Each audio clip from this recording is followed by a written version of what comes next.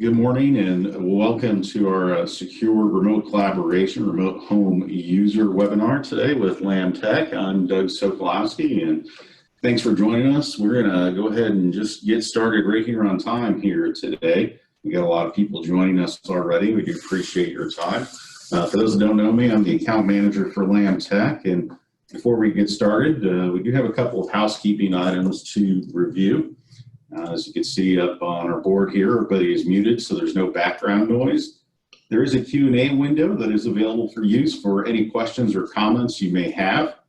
In addition to introducing our guest, I also serve as the moderator. Our LammTech marketing manager, Courtney Hicks, will pose the questions or comments to our presenter. Ensure you do get your answer. There'll also be time available after the webinar to ask any questions, and we'll either answer them during the webinar or set up a time to answer your specific questions that you may have that's pertinent to your setup. We do not have a poll this morning, but we do like to see your questions or thoughts. Contact information will be provided at the end of the webinar for you to get in touch with us at LammTech. In addition to our live webinar, we'll be providing a link to the recording should you want to review what you learned today, or maybe you want to share that knowledge with another person in your organization, or even want to refer a LammTech out to another prospect. Well, without further ado, we'll go ahead and get started here this morning. And again, we'll welcome you to our webinar. Give you a little bit of a history and information about LammTech. We were founded by Robert Lamm in 1999 in Sedalia. Robert still serves as our owner today, and we'll also be hearing from him later on. We provide managed services for businesses and organizations, and our core coverage area lies between Kansas City and Columbia, also the northern portions of Missouri from Brunswick down to the southern portions in Springfield. We do service other states and regions as well. LammTech aligns IT solutions with your growth initiatives, and our overall goal is to take care of your technology so you can focus on your day-to-day business and stop expanding your problems. We do offer managed services to maintain not only your security, but we also do things like help desk, consulting, and data recovery, as well as backup services.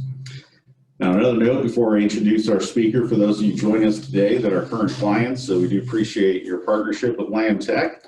We do believe that you learn more about protecting your business and how we assist with that. And if you have any questions on what you learned today and how it works with your specific agreement, again, feel free to reach out to our team after the webinar is complete. Now, some of you may have joined us for our webinars in the past. We do appreciate your interest in learning more to improve and enhance your business strategy. Last couple webinars that we have been doing have been centering around how to work in a secure way from remote locations. And with the way that the current business climate is centered around how to keep your business going, one of the keys is not only giving your staff that capability to work from home or remote location, it's also important to keep your staff together and collaborate securely. On that note, it's my pleasure to introduce our speaker today to discuss some of the best ways to collaborate, as well as the proper safeguards to have it in place to keep your business running safely and smoothly. Without further ado, it's the owner and CEO of LammTech, Robert Lamm. Good morning, Robert. How are you today? Good morning, Doug. Thanks for the introduction. I apologize. This is what happens when you let the CEO run the mouse. Realized a little bit into Doug's introduction that I wasn't sharing the screen. So you can do technology for 35 years, but you can still goof. So anyway, welcome. Thanks for taking your time out of your morning to sit down and I guess listen and hopefully provide some feedback. We're going to go through a number of topics today that's kind of a build upon last month's session. For any of you that didn't see that, I'd like to encourage you to go back to our archive, which is on our website, I believe, right, Courtney? Yes. And you can link to our past webinar. We talked quite a bit about security concerns and things about working from home and things that you can do to help mitigate some risk. Today, what we're going to do is we're going to dive a little bit deeper in the applications and how that data is shared, Don't get scared. This is not a very technical discussion. The very first 2 or 3 slides, while a little bit technical, I feel are necessary so you can have an understanding of what impacts your performance. The question always comes up, when we're engaged with clients and prospects, why do we spend so much time worrying about internet speed? I can have 5 people in my house streaming movies and music with no problems. Let's just get on to the important stuff. Well, it's a good point. However, streaming and surfing, while it's a good indicator of a healthy internet connection, doesn't always mean that it's going to be reliable when you're doing video conferences or using voice over IP for your business conversations, or for that matter, even a connection back to your office server or a remote session. So if you'll indulge me for a few minutes, I'll share with you 3 technical terms and how they help you understand why we ask you so many questions when we're evaluating your home, and for that matter, your office connection, in order to provide you with the best remote experience possible. So understanding internet speed, we always talk about, what's your download, 20 meg down, 30 meg down, 5 meg down, and everybody just thinks that's the measure. Well, it is one. Other measures that come into play is not just download, but also upload speeds. And then another term that we've referred to that has really kind of come into a kind of a spotlight is latency. And that's the speed at which your packets of information travel from your office to the cloud or from your home to the cloud and back. And the thing that impacts the most, the task that impacts the most is for video conferencing and things like that. So, that doesn't sound, that probably sounds a little bit new because not a lot of talk and time is spent discussing that, but you have to kind of look at latency as these packets are running a race. So if you think about somebody who has a shorter race time, that means that they've traveled from the beginning of the race to the end of the race quicker. So that really kind of comes into play in some of our discussions later down the road. But this kind of gives you a frame of reference as to why we're talking about this. So the quick way to think of it, downloads and uploads are considered a speed measurement, which is the most common, but that's really a measurement of capacity. So think of it as a garden hose. If you have greater capacity in a garden hose, the hose is what? Bigger. It means more data or more water can travel through that, the larger the capacity. Latency is how fast it's traveling through that hose. So you can have a big garden hose and it will pump a lot of water, but if it's just coming out in dribbles, it will still affect, for example, how many sprinklers you're running. And the sprinklers can be all your streaming TVs, all your phones, your iPads, and everything that you have connected to that device. So depending on an application's function, that will also determine what characteristics work best on your connection. So a general understanding of internet speed and capacity is helpful for us as technical folks when we're troubleshooting an issue, and it also helps you to recognize that maybe there's something at home that's impacting your connection. And so the purpose of this is to help build a little bit of an awareness of what can be causing your video to be jittery, or if you're listening to me from home, if my voice is cutting in and out. There's a lot of reasons that can happen. So we're gonna keep that in the back of our mind while we talk about some of these applications, and then maybe this will help us in the future. So moving forward, whoops, wrong direction. Let's talk a little bit deeper about the shared data that we visited about last month. So when you're thinking in terms of sharing your data, especially when you're at home, oftentimes the more popular apps or Google, Dropbox, OneDrive from Microsoft, those are all relatively common shared sources. So the first thing that I would challenge you to do is when you're creating these folders, it's one thing if you're just using them for yourself and you're not sharing them, it's not a big deal. It's whatever access you have, you're going to see your files. What gets tricky is when you start trying to share that information with a coworker or a manager or supervisor, co-owner, just sharing with anyone in general. Now, the nice part about most of these applications is it's very simple to do, very easy to do.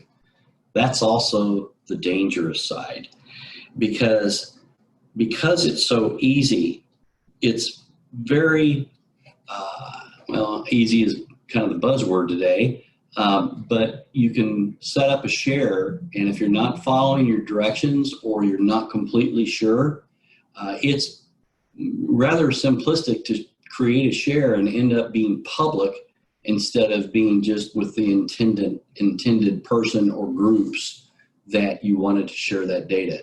So my advice and strong recommendation is if you're going to share data, be absolutely certain how that is set up. And if you have any questions, we're here. We can help you do that. But you just don't want to find yourself sharing a payroll file or intellectual property thinking that it's just going to be with one other person and then discover later that, oh gosh, more people could drill into it and see it. So you really want to be careful. So next question that often comes up is from a performance standpoint, what kind of files can we share, or what kind of files should we have in our cloud folders? Unfortunately, there's not a clear-cut answer to that. There's a lot of determining factors behind it. One is just simply the file size. That's not really as impactful as what you're going to be doing with that file. I'll give you an example. So let's say that you're just using a spreadsheet. Let's just use Excel. That's pretty much everybody uses Microsoft Excel. And you've got a large spreadsheet. Oftentimes, depending on how your application is set up, you can use that as a browser-based Excel application for Office 365.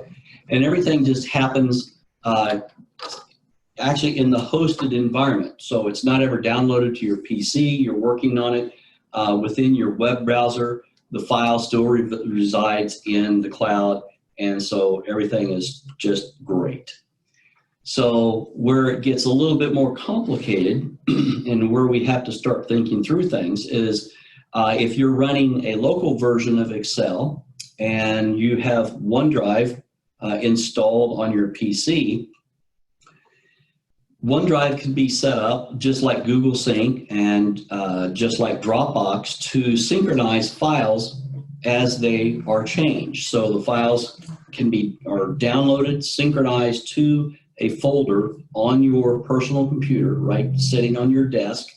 And then as you save those, then or make updates, those updates are synchronized up to the cloud.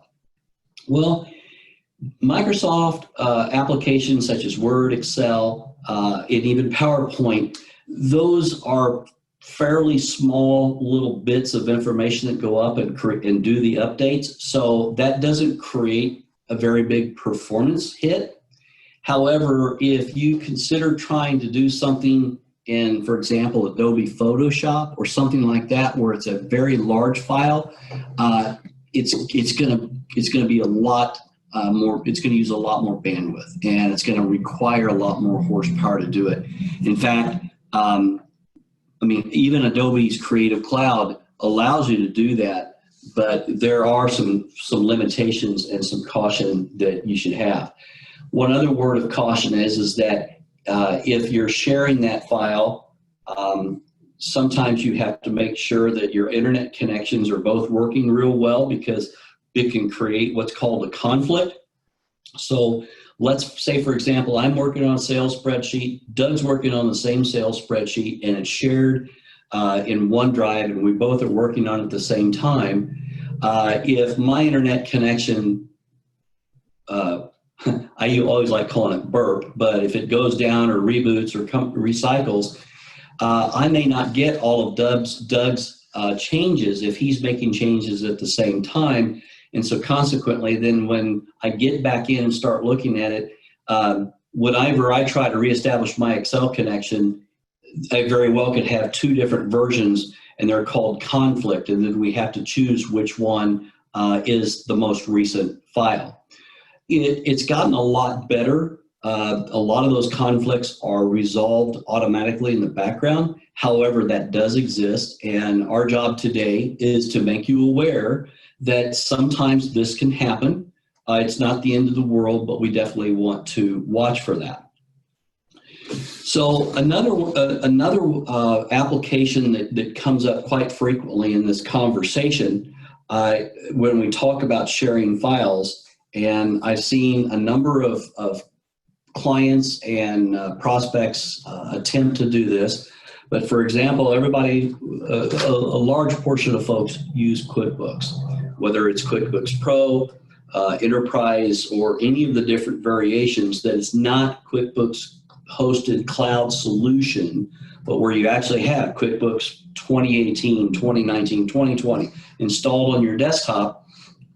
Oftentimes there's a misperception that, well, I can keep that QuickBooks data file in my Dropbox folder because everybody says you got to back up QuickBooks, right? And so that way I know I'm backing it up. The problem is QuickBooks, when it tries to open that data file that's stored in your Dropbox folder that's being actively synced to the cloud, recognizes that that file has activity going on, and it comes back and gives you a message. The interesting part is it doesn't always give you the message every single time. It has to be the right timing for you to get that message. So we definitely discourage trying to do that, whether it's trying to put it on Dropbox, OneDrive, or Google Drive. And being kind of a techie nerd wanting to see if I can break or make things work, I've tried it in all three, and all three give a certain variance of dispute and does not want to work correctly. And the last thing we want to do is corrupt a QuickBooks file, because if any of you have ever lived through that, you know that you don't want to live through that again. QuickBooks is a very transactional piece of software, being an accounting package. And so every time you click and do things, it's creating a transaction log. If that function is turned on, you could get a sense on how many times it changes, but you definitely want to avoid doing that. So while we're going through this, of course, as Courtney and Doug both mentioned, if you have some questions regarding what we're discussing real time, please feel free to post some questions, and either our panelists, which by the way, George Love is one of our panelists, he will either try to answer those, or Courtney is sitting behind me and she will parrot that question in my ear, and actually she'll tell me we're doing social distancing, so she can't parrot into my ear, but we will we'll see if we can answer your questions. Okay, so we want to, the other question is that, do you want to be able to just access your files in Dropbox, Google, or OneDrive just via your browser, or if you want to actually install their local synchronizing app on your desktop? Again, because it's the world that we live in, I can't give you a yes, you should, or no, you shouldn't. However, I can tell you the reasons why one is different than the other. And notice I said different and not better. The benefit of having the local application installed that automatically synchronizes to your PC is simple. It's very easy to use that way. Those files are synchronized. They're sitting on your desktop. You can use them whenever you want. And whenever you save them or finish with them, they're automatically synchronized back up to the cloud. That's the big reason right there is they're simple to get to. The second reason where a local access is a bit beneficial is that if you don't have internet, I live out in the country, so if my internet is down, I can't get to the cloud, but if I want to work on a spreadsheet, I can. And then when my internet is restored, it updates and puts it back up there. So that's a benefit. Now, a potential risk is that if you're sharing your computer at home, and we'll talk a little bit about this further down in a few more slides, but let's say a lot of households only have one or two computers. And let's say that you've got children or someone else who's sharing that same computer, and they happen to stumble across ransomware and get ransomware on their PC, on your PC. Oftentimes that ransomware just starts to scour across the whole contents of your hard drive, encrypting what it can, which also means it will encrypt your Google Drive, your Dropbox, your OneDrive, and then as it's synchronizing, it's going to want to synchronize that up to the cloud. So there is some risk to doing that, which can be mitigated with good antivirus software and things like that, but it will never reduce that to zero because of what we call zero-day exploits, which that's how most ransomware will start to occur. So the flip side to that, if you're using a browser base and you're just going in with Chrome or Internet Explorer to your Dropbox, OneDrive, or Google Drive, you can log in to drive.google.com and there's all your folder structures. And then what you find yourself doing is you'll see that Excel spreadsheet, you'll click on it, you'll download it, you'll then work on it, then you'll save it back up. So it does add a few more steps, but the big takeaway from that is it does provide you a certain level of separation from your PC and where your business data is. So that's a call that's up to you. If you have some questions as far as if you find yourself debating or internalizing whether you want to do that, we can help you and go a little bit deeper and explore and see if there's things that we can do to help minimize any further risks. The last part of it is your application behavior, which we kind of hit upon with QuickBooks, but depending on how applications work, we use a really nifty little tool called Snagit. And that's what we do. That's what I use and for creating graphics and presentations and just basically anything I want to capture screen grabs. And the techs use them for documenting processes and things like that. But one interesting note about that is that when you create a snag, it saves it into a folder on your hard drive, your PC. And I like to be able, I wanted to be able to use those snags. That's what they call these captures. I wanted to use these snags when I'm working on this presentation at home. So I thought, well, I'm going to get really creative, and you can actually define when you take a snag where it's stored.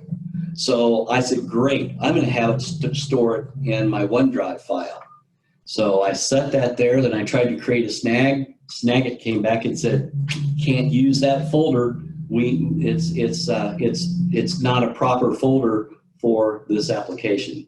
So the applications are becoming aware of these types of folders, and if they feel like they can't work, they're just going to tell you. So that's when you look at applications and trying to decide what are the big questions is that you need to find out, or you need to ask us to find out for you, is will those application files work on internet shared capable drives?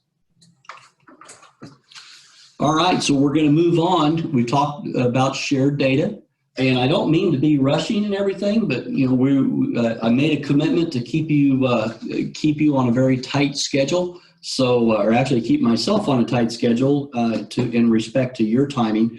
So we're going to move on. We're going to talk a little bit about video collaboration. So that's kind of the big word. Everybody thinks of video collaboration as just video conferencing, but really it can be much more. What we're doing today would be some sort of video collaboration, although it is just a one-way conversation.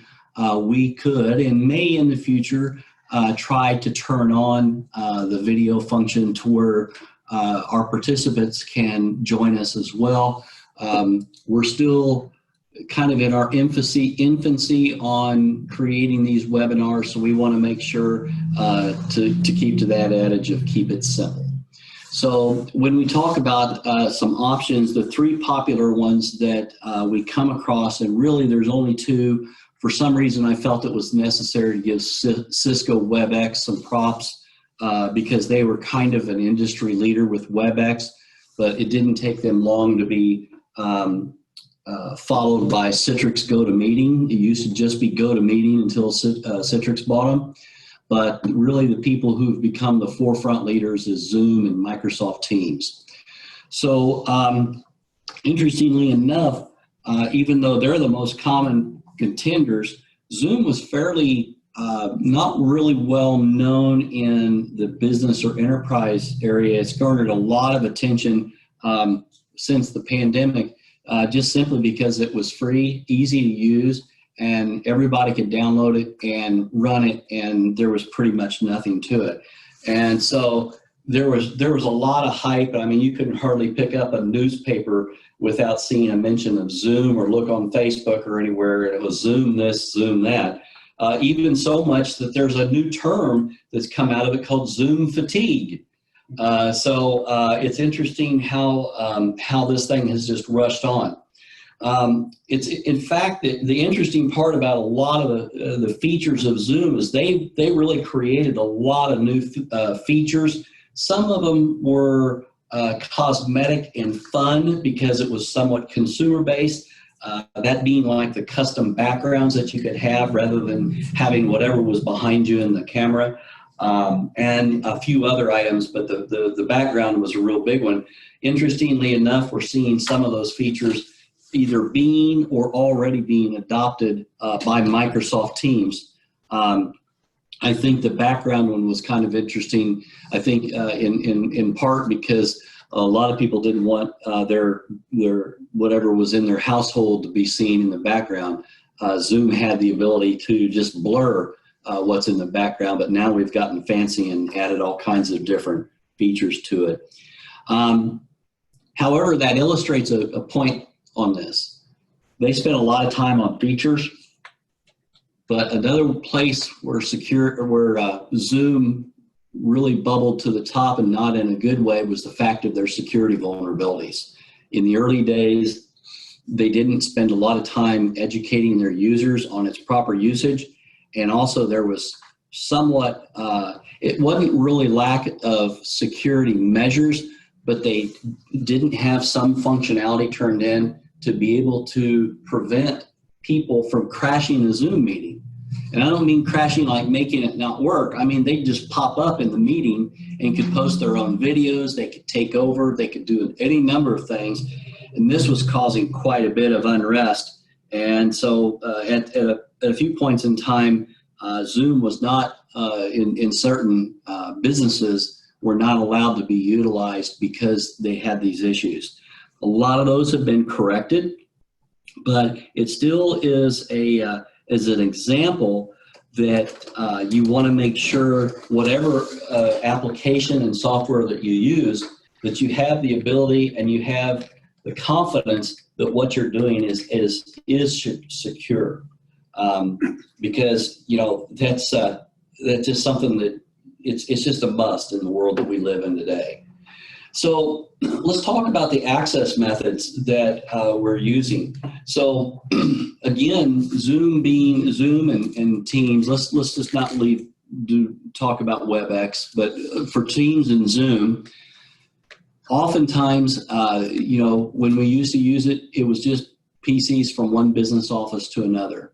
But now, because of the proclivity of working from home, the mobilization of our workforce, they've become to where it has to work on more than just a very robust internet connection.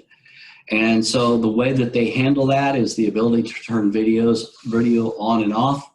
Maybe it's just audio only. Maybe we're doing screen sharing audio like we're doing today.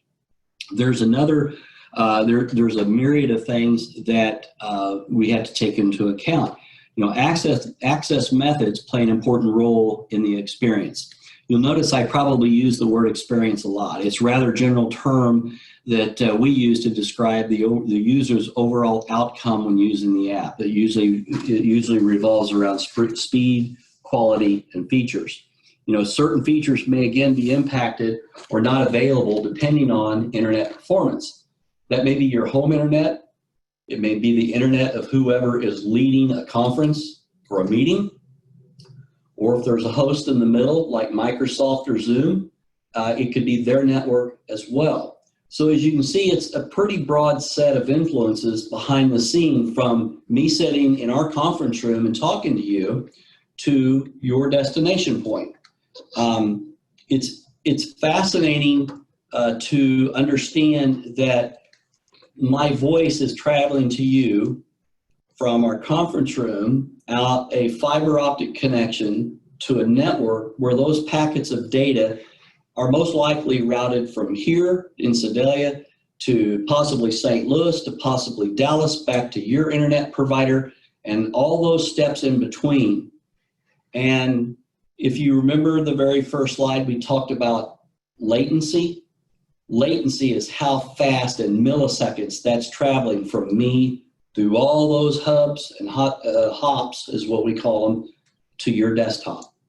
So that's why we are very conscious of this. 5-10 years ago, this kind of technology or this kind of activity was considered like unbelievably complicated and very complex. There had to be a lot of things in place for it to work. And now it's simply people download it to their desktop and run it, and they don't have to do anything. So there's certainly things that you have to be aware of. But when we look at this, we factor in the devices, whether we're using Teams, Skype, Zoom, for the most part, support for desktop and mobile devices. The limitations when we look at the devices are most likely the screens, connectivity, the cameras, and the microphones that are on those devices. This would probably be a pretty painful presentation to look at on an iPhone or a smartphone. Moving over to a tablet, not so bad. Then you get to the larger screens and then everything is fine. If it's a two-way conversation where you have video and voice involved, now all of a sudden things get just a tiny bit more complicated and more dependent on what type of internet connection. We've had peer group connections where we've had a couple people join in from across the country on their cell phone as they're driving down the highway. I don't recommend that, and it's annoying as heck when you get this person that's passing vehicles and trying to talk on the phone. So you need to think about what you need. So what our recommendations are is determining the basics. So the basics, your audience, your staff, your clients, is it a mix of that? What are your fundamental uses? Zoom has the ability to share files. Team definitely has the ability for file sharing, communicating visually and verbally. Depending on if you're in a conference, I know that when we were working from home, I would have leadership meetings with my two key managers, and we were sharing spreadsheets on the screen. Sometimes we bring those up and work on them together and plug in numbers and talk what ifs and things. So it's a very powerful tool. And if you start out with the basics and it's kind of like wading into the pool. You go in the shallow end and you start getting a little bit deeper and deeper, and all of a sudden now you're very skilled in using this tool to its fullest extent. The next consideration when you're starting with the basics is how many participants are you going to have? Is it just a one-on-one? You're just chatting with somebody on the other end? Is it one-to-many? Maybe in my example, my team members, I know our service manager has a huddle every morning with 10 technical people, 10 techs, and 2 of those are actually out of the office. One's in South Carolina and another one's in Jefferson City. And then when we were working from home, they were scattered all over. And it was a very good way to have everybody get, one, a sense of community that we're still working together and we're still a team, but it also allows you to communicate very effectively and everyone hears the same thing. The 2 final things is how frequent are you going to be holding meetings or using this application? Since we've started using Teams as a full-blown communication method here at LammTech, Teams automatically starts up on our desktop and we use it fluidly throughout the day. Not only just for video meetings, but we also use it for instant messaging. So it's our chat session, and there again, I can open up a chat session with 3 or 4 people. The techs have a channel, which is another term in Teams, where if, for example, they find out that a client's internet connection is down, they will send out a chat that will pop up on all the Teams tech team members' screen, saying that so-and-so's internet connection's down, so they're prepared if a phone call comes in, that everybody already knows that we're working on it. So it's a very effective use. I've never been really too big of a fan on text messaging on phones. Of course, many of you could probably appreciate it if you've got kids, that sometimes that's the only way you could reach them. But it really does have a good fit in our world. And then finally, if you are sharing files, again, and I don't mean to overemphasize this, but it is definite that you want to make sure that you're sharing it in the proper place, that you have the right screens open and things like that, so you don't make any mistakes. So any questions on that topic?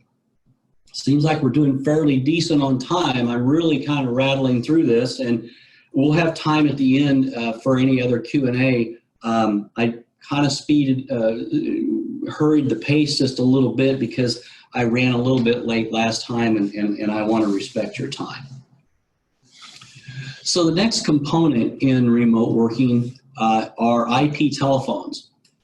And you know, it's interesting. We've been selling voice over IP for a number of years, and you know, there's a lot of myths out there today, and I thought I might just kind of explain those. You know, a lot of folks think that I've got to have a number of employees or be a large business to support or have an IP phone system. Probably 5 or 6, 7 years ago, that was a case that they were adopted by companies or small businesses that had 10 or 15 or more users, but below that it was really cost restrictive. They're just not designed that way anymore, especially when we start talking about hosted phone systems. Even on-premise IP phone systems are reasonably priced today. And when I say reasonable, I mean they can fall maybe a few percentage points over the cost of an analog system, but the benefits so far outpace what you can do with a new voice over IP system versus the old traditional analog systems, that it's not too difficult to make a compelling argument to switch or migrate to those systems. The next thing that people talk about is because since it's got this name called IP, that everything is complicated. We'll have to have a guy on site to be able to help us and everything. It's just simply not the case anymore. We have some very, and I don't like referring to these businesses as small, but I would say companies with 2 or 3 employees that have been able to leverage IP phone systems. Interestingly enough, because of the benefits, small companies really get a lot of value out of them, because now they can have voicemail. Figure if you're a 2-person shop and you've got 2 phone lines coming in, or maybe 3, because you have a rollover number. Well, if 2 people are on the phone and a 3rd call comes in, it can be greeted by an automated attendant. The automated attendant can actually just be you with your voice saying, hey, we're busy taking care of another customer on another call. If you please hold, we'll be with you momentarily. And granted, you can get a lot of that those type of features with the phone system in your office today, but wouldn't it be nice that if you did find yourself either having to, or even better, wanting to work from home, but you still wanted to maintain your bricks and mortar, but hey, maybe today I don't have any appointments, so I don't really need to be open. Those calls can be routed to your home. They can be routed to any number of different ways on your soft phone, your voice over IP phone. But the bottom line is that you can answer that phone at home. Hi, thanks for calling LammTech. And your customers, unless you tell them, it's fairly transparent of where you're sitting. And it doesn't make you like one of these people that are offshore or anything like this. It's just an extension of where you work. And most customers appreciate that because now they know that they can reach you regardless of where you are during business hours. Then it'll be up to you to establish if you want to make those calls be available to you after hours. So again, another good product from remote computing is, or home remote home working, is that a lot of these things that people have like talked about, some might say dreamt about, that hey, gosh, I'd love to work from home, but I just don't know if it'll work. We've spent the last 6 months in various stages of working from home, and it's really turned into a proof in concept. I mean, even LammTech has learned some things that we've done to improve our work from home environment for our techs. And it's not just all technology based. It's not just, hey, we needed new webcams or we needed headsets. All those are pretty self-explanatory. But what we did is we adopted some of our processes, some of our call flows, what happens when our calls come in. How do we handle certain things that we need to do to perform our workday tasks? So there's a lot of things that we can do to help you that we've gained experience from. I mean, a good example was for myself and Carrie, our bookkeeper. We've gotten so reliant on using our multifunction big copier here in the office when we get invoices or I get legal documents that I want to scan a copy of, that we just walk up front, we scan it to our email box. What do you do when you're at home? You know, sometimes people have little flatbed scanners there, and you know they probably work. But you know, I discovered, because I needed to sign some tax documents, and I'm like, gosh, I don't want to have to run all the way into the office to do this. And so consequently, I purchased a small USB scanner, sheet feed scanner. It's I don't even remember now what it is, but man, it works great. But it's those little things that, you know, you can add for 99 bucks that just really adds a lot of value and makes working at home a lot more simple. And it's something that you can use. I mean, I'm going to be bringing mine back to the office and using it, because, you know, who wants to walk that extra 50 steps to the front of your office, right, Doug? Exactly. So there's a lot of flexibility and you know, you can have that big customer feel if that's what you want, or big business feel, but you can also have a personalized touch. And that's where the flexibility part comes in as well. Plus the ability that instead of having to call Doug at home on his cell phone or whatever, I can pick my phone up, dial his extension, and I have him just like he was sitting right outside my office. It also does, though, lend to now I can either reach him by voice over IP. I can also reach him through Teams. Sometimes I feel we almost get too connected, but you just never know. You've got backups in case one connection isn't working as well as the other. So if there are not any questions, we'll move a little forward on this. Oh, let me do one more reminder. So on IP telephones, if you've ever talked with people, and of course the biggest complaint we get or hear when we from our techs, especially if we have to call technical support for one of our vendors, as many things, these are done offshore. Or even more obvious is when we had to call tech support and they were US based, but they were working from home and they were using voice over IP phone systems.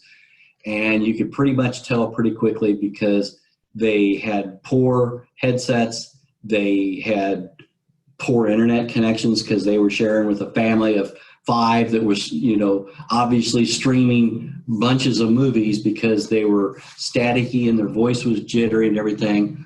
The term that we talk about, latency, has a lot to do with that. So that's one reason why we talk more latency when we're in a discussion about IP telephones. So we've covered different components and a variety of components. We're going to circle back around real quick and we're going to talk about our apps.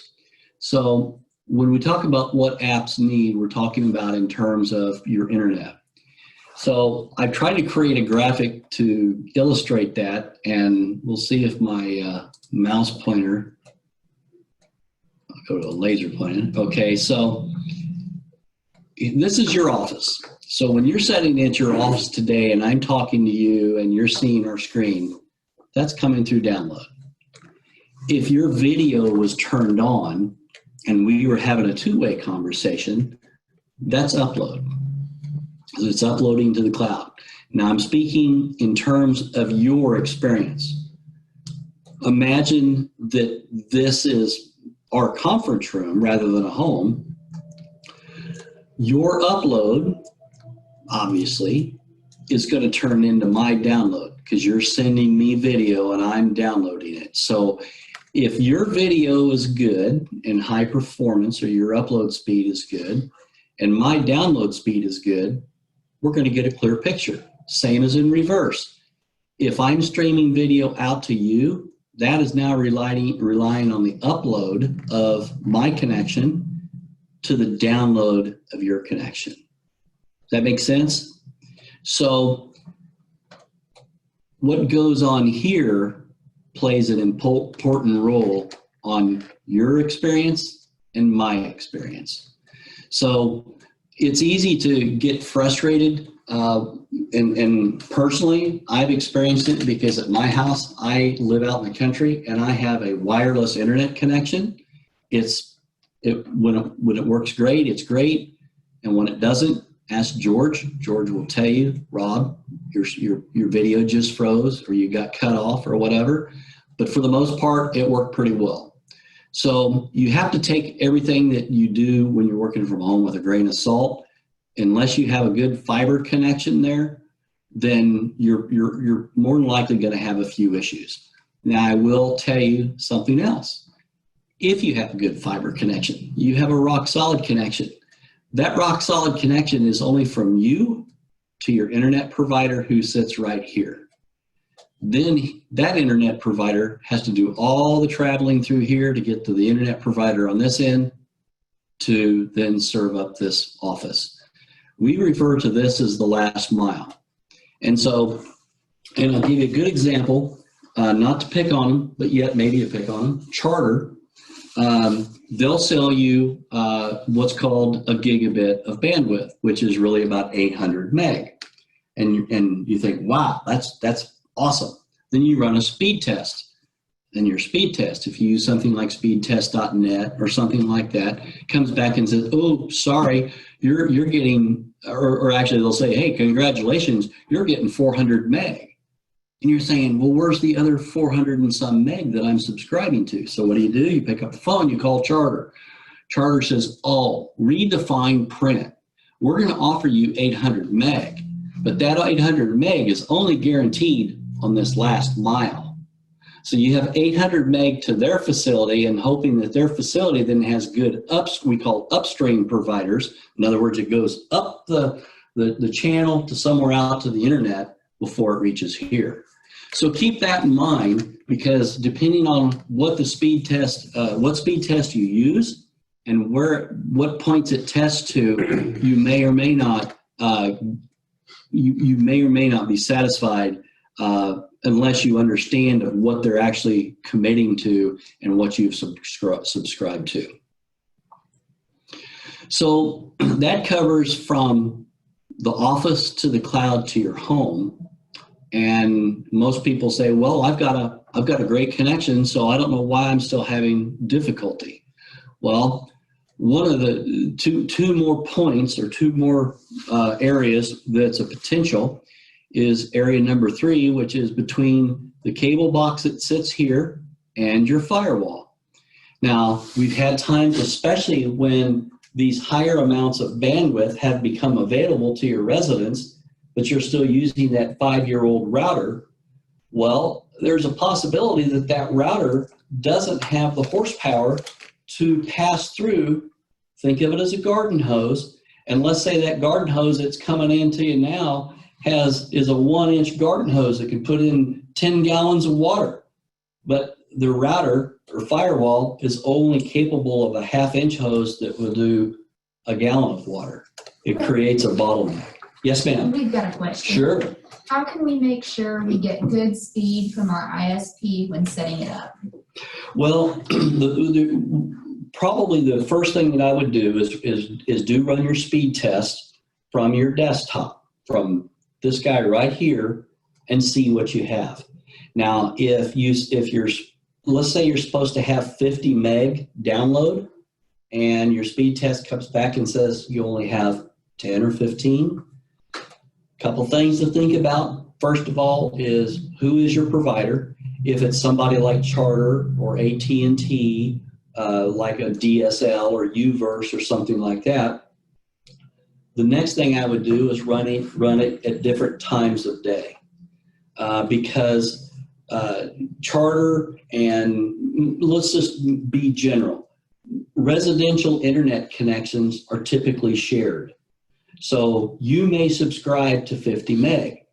There might be 20 other people within a 3 or 4 block radius that are on the same residential internet provider, and they subscribe to 50 meg.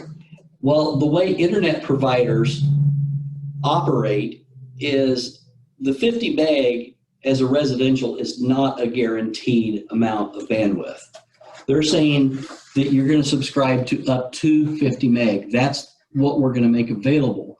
But that 50 meg might be shared, so they may have a 200 meg connection, or let's make it easy math. They may have a 100 meg connection, and they're going to sell 5 people 50 meg. Well, that math doesn't work out. But what they're counting on is not everybody is going to be demanding the full 50 meg at the same time. So that's why we used to joke when it was just DSL that we'd get phone calls and people said, you know, my internet just started slowing down like crazy at about 3 or 3:30. Well, guess what? The kids were getting home from school and they were getting online and they were streaming movies and everything. And then everybody else's internet started to decline. That same thing is happening today, especially with more people working from home, with more kids that were confined inside the house. They had to have something to do. So what you can do is, before you just pick up the phone and call the internet provider, because I can guarantee you, you'll be sitting on the phone for a long time, is first determine what you've subscribed to, run a speed test. One that I like is speedtest.net. And that will tell you what speedtest.net is getting out to the world. So then if you feel like you're really still being underserved, the next thing you might do is call the internet provider and say, hey, are you experiencing any issues? I'm having some difficulty. I'm sure they'll probably, if they don't come right back and say, yeah, we've got a problem with a line or an upstream provider, they're going to probably want to walk you through a number of steps. The first step will be turning off your endpoint, your cable modem, your wireless modem, any number of things, and having you reset that. Then they're going to have you test it again. So the next thing that you need to do is if you don't already know, check your firewall and see how old it is. When's the last time you replaced it? I would even reboot it. Some of these older models, really even the newer ones, it wouldn't hurt for you to recycle power on them every month or so, because they're little computers is all they are. And what do we do with our Windows computers? We reboot them every once in a while, so it wouldn't hurt to reboot them. If you have a wireless access point, if it's separate from your router, I would check it. But you know, we're going through a lot of troubleshooting steps, but I'm sharing with you what we would do with as a company with our customers who are working from home. We're happy to walk through this with you, but these are some steps that you can take at home on your own. Short of that, then it gets a little bit more technical to kind of dig in further. But typically, we always look at what the current firewall and router is. Then the next thing is when you're running that speed test, check around the house and see if you have other people. I got to confess, we use YouTube TV for our television. And when I was working from home, I was driving my wife a little nuts because we got a couple TVs around the house, and if she's cleaning house, she'll have both of them running her show.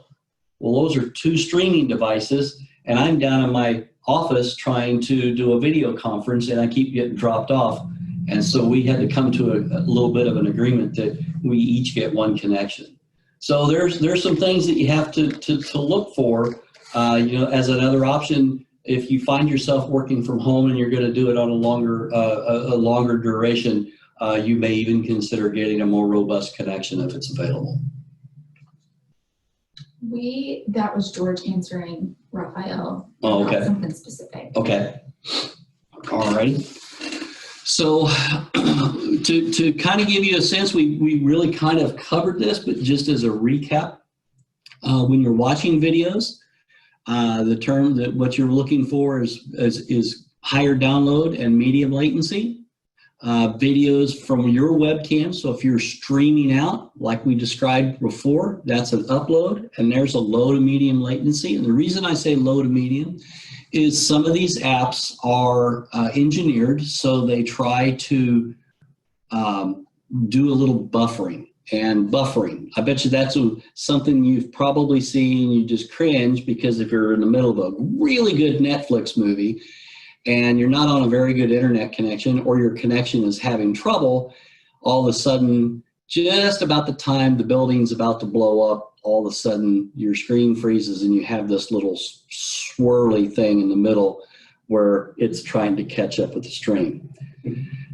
To me, what's more aggravating is you're watching it and you've got a really crisp, clear screen, and all of a sudden it's like somebody starts messing with the focus and it starts to pixelate.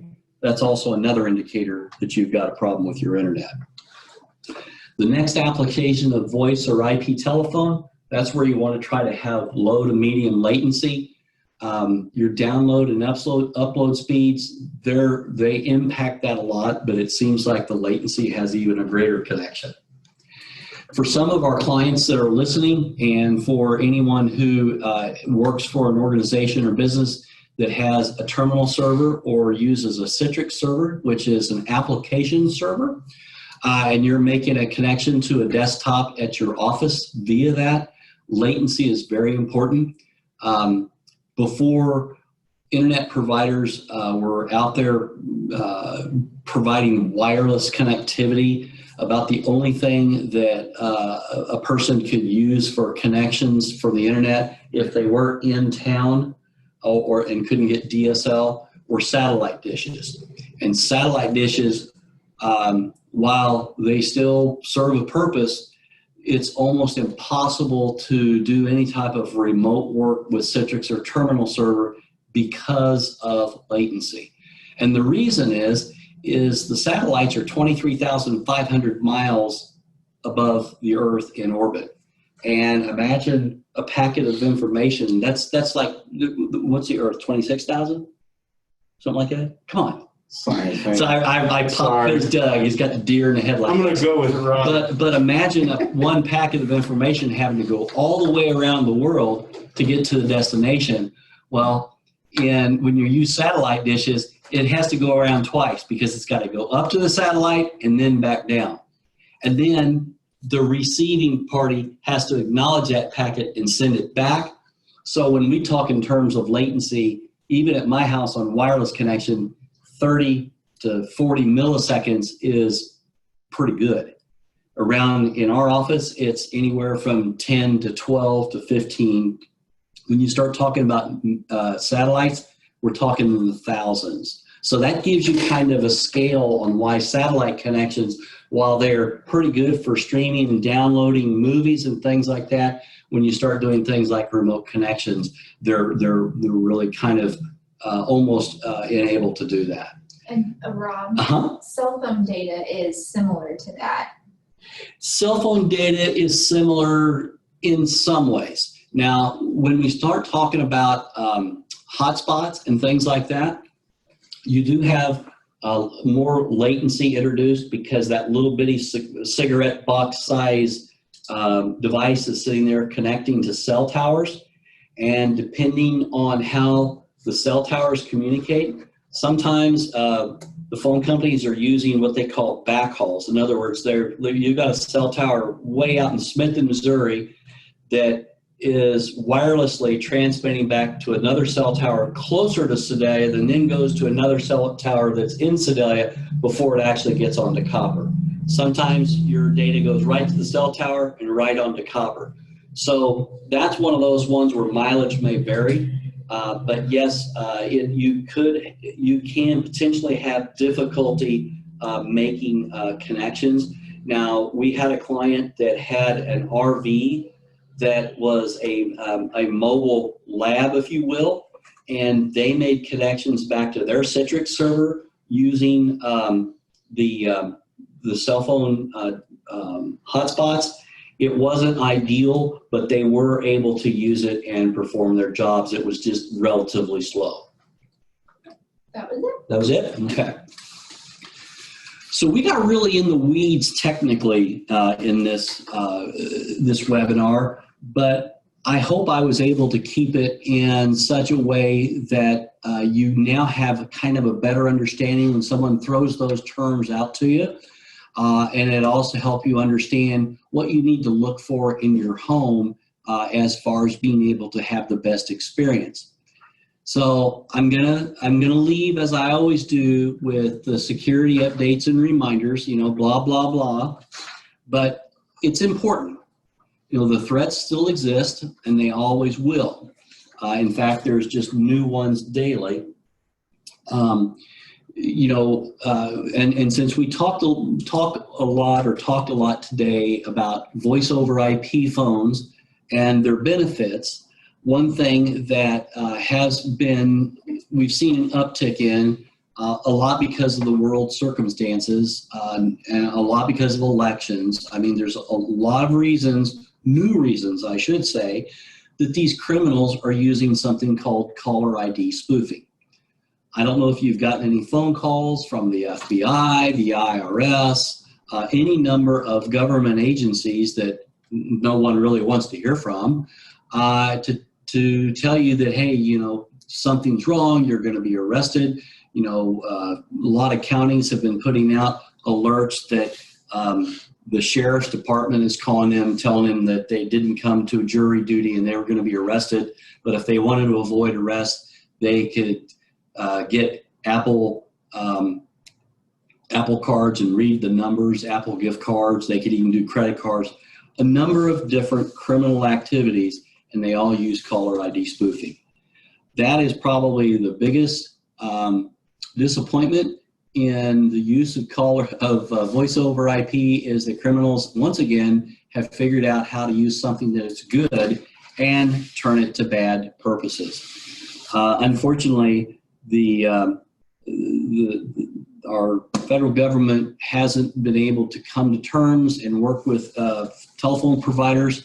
They are making progress as far as how to combat this, but because of the vastness of the internet, it's very impossible or next to impossible for the telephone providers to track these people down and or to block them. So the only thing that we can do, and that we try to do every opportunity, such as today, is to have your people be aware of this activity, have them ask questions. None of these agencies are going to ask for any kind of payment over the phone. If they do, hang up and don't even try to engage them. I mean, you get them at home, you get them at work, but they're just so ever present. Another one that we deal with on a daily basis is email phishing. Again, we've talked about this a lot, but it just bears a focus with your staff. In fact, it's gotten so important and it's so serious that there are now services that have been developed and that we incorporate into many of our engagements that test your people on how to recognize these, to build it into muscle memory, that if they see a message from Amazon, don't just, oh, I want to check on the status of my order. We all order from Amazon. We're like fish in a barrel. You know, they're going to send out 10,000 of these, and if they get 1% people to click through and acknowledge and start giving information, they've won.